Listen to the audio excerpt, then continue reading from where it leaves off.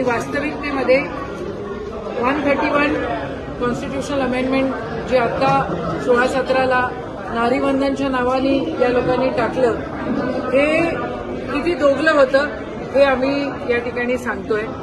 खरं वास्तविकतेमध्ये तुम्ही जर ते अमेंडमेंट बिल पाहिलं तर त्याच्यामध्ये नारीवंदनाचा उल्लेख देखील नाहीये. मग उल्लेख नसताना भाजपवाले खोटं नॅरेटिव्ह का सेट करतायत? 2023 मध्ये जे आरक्षण देण्यात आलेलं होतं ते सर्वसंमतीने पारित झालेलं होतं. सगळ्यांनी मिळून त्या ठिकाणी लोकसभेमध्ये राज्यसभेमध्ये ते पारित केलं आणि मग हे आता नाटक भाजपवाले का करतायत हा आम्हाला प्रश्न आहे. भाजपवाले दोगली भूमिका घेत आहेत.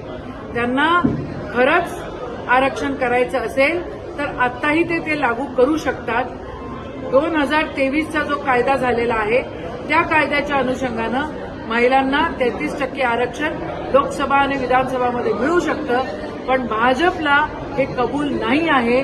म्हणून महिलांच्या आड हे लोक पुनर्रचनेचं नियोजन या ठिकाणी करण्याचा प्रयत्न करतायत आणि आमचा महिला आरक्षणाला सपोर्ट नक्की आहे. आतापर्यंत तुम्ही बघताय की ज्या पहिल्या महिला झाल्या त्या काँग्रेसनीच दिलेल्या आहेत.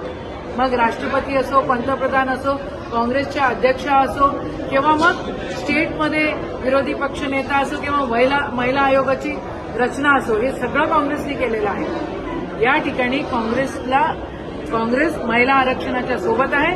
पण पुनर्रचना ही कॉन्स्टिट्युशनली व्यवस्थित झाली पाहिजे.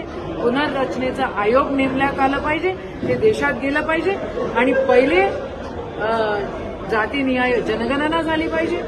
मग त्या ठिकाणी डिलिमिटेशन आणलं पाहिजे आणि नंतर मग आरक्षण त्या ठिकाणी घोषणा झाली.